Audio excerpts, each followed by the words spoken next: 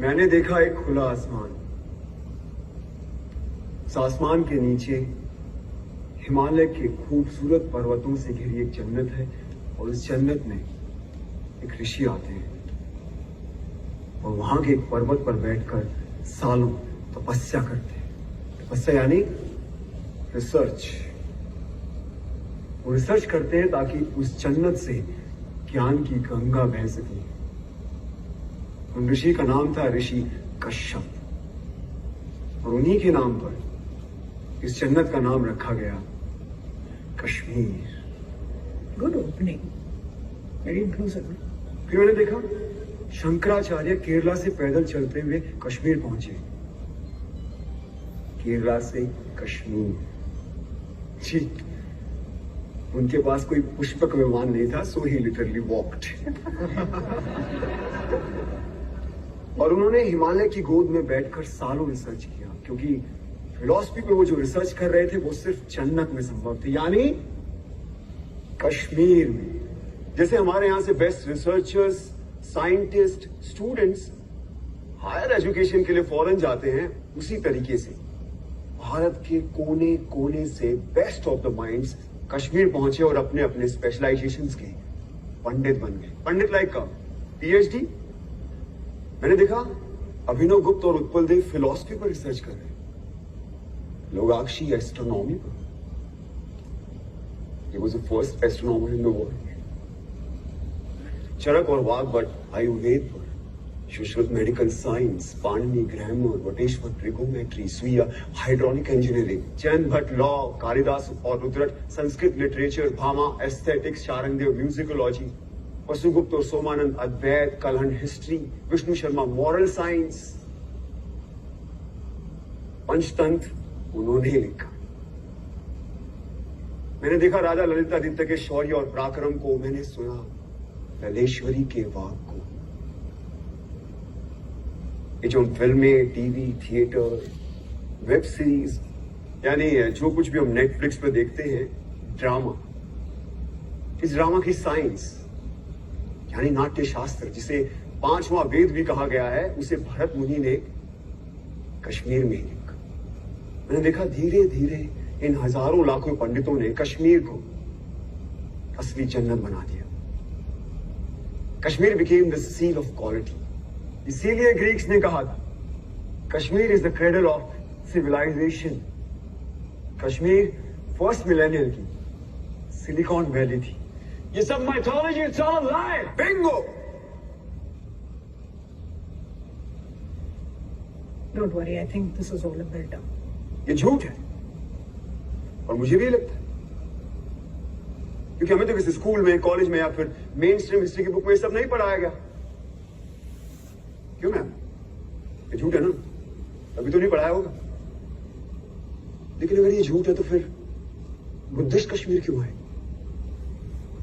नागसेन और रविगुप्त क्यों आए? वो इसलिए आए क्योंकि Kashmir was the centre of knowledge. ये इन्फो वॉर, नॉलेज का वॉर आज का नहीं है, सदियों से चला आ रहा है। अगर ये झूठ होता तो 1300 में इस्लामिक टायरेंट्स कभी भी कश्मीर में इन्वेड नहीं करते। उन्होंने इसलिए इन्वेड किया क्योंकि उनको पता था कि Kashmir was the world centre of knowledge, और जिसका नॉलेज पे कब्जा वो पूरे वर्ल्ड पे रूल कर सकता था। लेकिन एक प्रॉब्लम था, अब जमीन पे कब्जा कर सकते हो, लेकिन ऐसे इवॉल्व पंडितों की, आई मीन स्कॉलर्स के फ्री माइंड पे कैसे कब्जा करोगे? तो फिर शुरू हुआ एक नया सिलसिला। तलवारों और बंदूकों के जोर पर इन पंडितों को कन्वर्ट करने के लिए भेजे गए इन टायरेंट्स के सोल्जर्स, जो उन्हें जबरदस्ती कन्वर्ट करने लगे, और जो नहीं मानता था उन्हें पैर के तले रौंद दिया जाता था।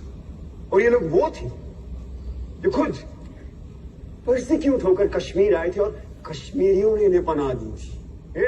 What kind of rubbish is this? ये रबिश नहीं, बल्कि एग्जैक्ट डिस्क्रिप्शन है शमसुद्दीन मोहम्मद इराकी की बायोग्राफी तोहफतुल अहबाब में। जानते हो इराकी कौन था? हाँ? नहीं? इंडिया की टॉप मोस्ट यूनिवर्सिटी में पढ़ रहे हो, लेकिन इराकी के बारे में नहीं पता। कैसे पता होगा? किसी ने पढ़ा है? हम सब हिटलर के बारे में जरूर जानते हैं, इराकी हिटलर से कई हजार गुना कूका एक इस्लामिक टायरेंट था, जिसका मकसद था सिर्फ और सिर्फ काफिरों के मंदिरों और बुतों को नष्ट करना, उनके ट्रेडिशन रिचुअल्स को नष्ट नाबूद कर देना, पंडितों की इनोवेशंस को खत्म कर देना। मुझे अभी भी किसी ने बोला, कमान डूड, नाजीज हर रोज 1000 जूस को मारते, तो मैंने तो नहीं सुना कभी कश्मीर में ऐसा कुछ हुआ हो। तो अब सुनो,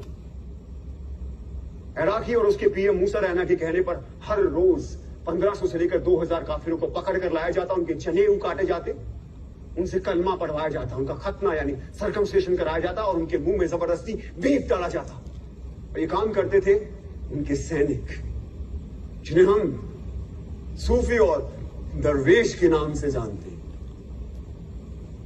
हिटलर ने कॉन्सेंट्रेशन कैंप्स का इस्तेमाल किया और इराकी ने कहरान और जफरान का, यानी फोर्स एंड कंपल्शन। इसका डिस्क्रिप्शन किसने किया? खुद इराकी की बेटी ने। And if you want the original manuscript, it is available in Research and Publication Department of Jammu and Kashmir State under extraction number 551. Must read.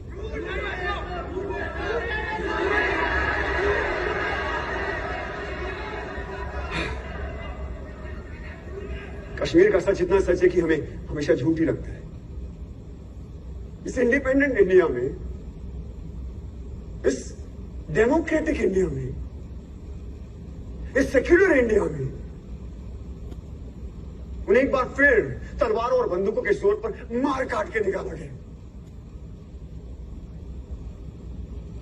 गलत चले,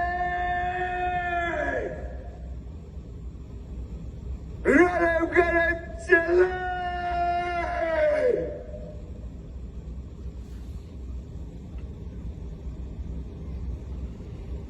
इसका मतलब जानते हो क्या होता है? रलीम मतलब कन्वो, सलीम मतलब रन, कले मतलब डाई। अपना धर्म बदलो, भागो क्या मर जाओ। ये उनका 7th एक्सोडस था और इस बार मामूली एक्सोडस नहीं था, इस बार था जेनोसाइड। और कहानी यही खत्म नहीं हुई। उन लोगों का एक बार फिर जेनोसाइड हुआ, जो ना इराकी ने किया, ना टेररिस्ट ने किया और ना स्टेट ने। जो किया हमने और आपने, आपने आप सबने, जब हमने उन्हें अपने दिल और दिमाग दोनों से निकाल दिया। और ये था रियल जेनोसाइड। ये सब झूठ है। There was no real genocide. We don't want your fake propaganda. Listen Krishna, जो तुमने देखा वो बताओ, ज्ञान मत पेलो। जो हमने पढ़ा नहीं वो हिस्ट्री नहीं, जो हमने देखा नहीं वो हुआ नहीं, तो कश्मीर में जेनोसाइड हुआ ही नहीं। और कोई सच बोले तो ज्ञान मत पेलो। Now he'll prove his whole hypothesis wrong. I don't bet on ordinary horses. जिस नॉलेज के लिए कश्मीर क्रेडल ऑफ सिविलाइजेशन कहलाता था, कभी हमने उसने नेशनल हेरिटेज की तरह समझा ही नहीं। और आज ये भारत का नॉलेज सेंटर एक्सटेंड होता जा रहा है, हमें उसकी खबर भी नहीं। से शेम शेम शेम। हमने मरने वाले को क्यों मार दिया? क्यों मरने वाले सिर्फ कश्मीरी थे, ना कि भारतीय? 1990 में सिर्फ कश्मीरी हिंदुओं को नहीं मारा गया, बल्कि तमाम मॉडरेट मुस्लिमों को भी मार दिया।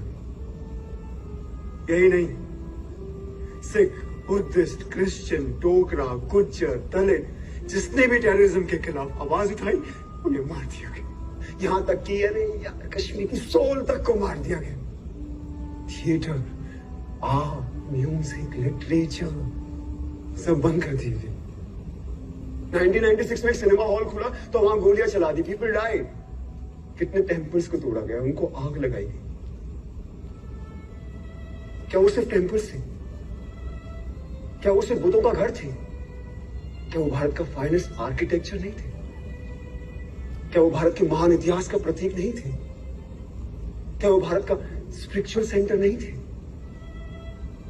Indian architecture, Indian heritage centre, Indian spiritual centres को डिस्ट्रॉय कर देना क्या कल्चरल जेनोसाइड नहीं है? Stop this rhetoric. Talk facts or shut up. बोलने दो उसे। मैं सुनना चाहता हूँ। मैं भी। बोलो कृष्णा।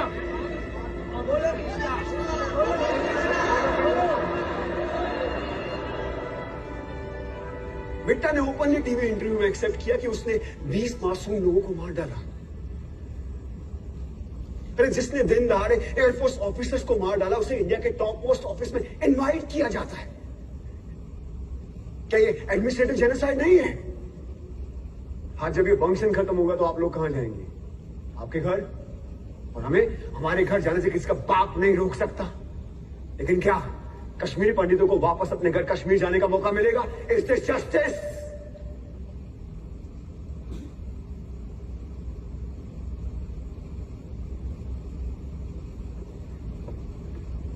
मैं तो एक स्टूडेंट हूं, सो कॉल्ड भारत का यूथ, द फ्यूचर। मैं दुनिया के बारे में ज्यादा जानता नहीं, लेकिन इतना जरूर जानता हूं कि जिस राष्ट्र में राइट टू जस्टिस नहीं, वो राष्ट्र कभी विश्वगुरु नहीं बन सकता। राधिका, प्रोफेसर राधिका मेनन, आपने एक बार मुझसे कहा था कि हर कहानी में एक विलन होता है। बिल्कुल होता है, लेकिन उससे बुरा विलन कोई नहीं जो एक बच्चे से उसकी मां को छीने। कहा जाता है कि जिस जमीन से आपकी जड़ें जुड़ी होती है ना, वो जमीन आपकी मां होती है। वहां है कश्मीर मेरी मां। मेरी मां का नाम शारदा था, ये उसकी कहानी है। मेरे भाई का नाम शिव था, ये उसकी कहानी है। तो ये कहानी सिर्फ मेरी मां की नहीं है, आप सबकी भी मां की है।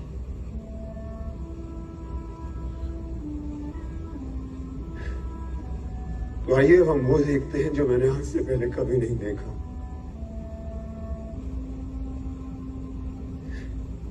और आप खुद तय करें कि कौन है गुनहगार, किसे मिलनी चाहिए सजा। और अंत में अपने दिल पर हाथ रखकर तय करें कि आप कैसे करेंगे इसका प्रायश्चित।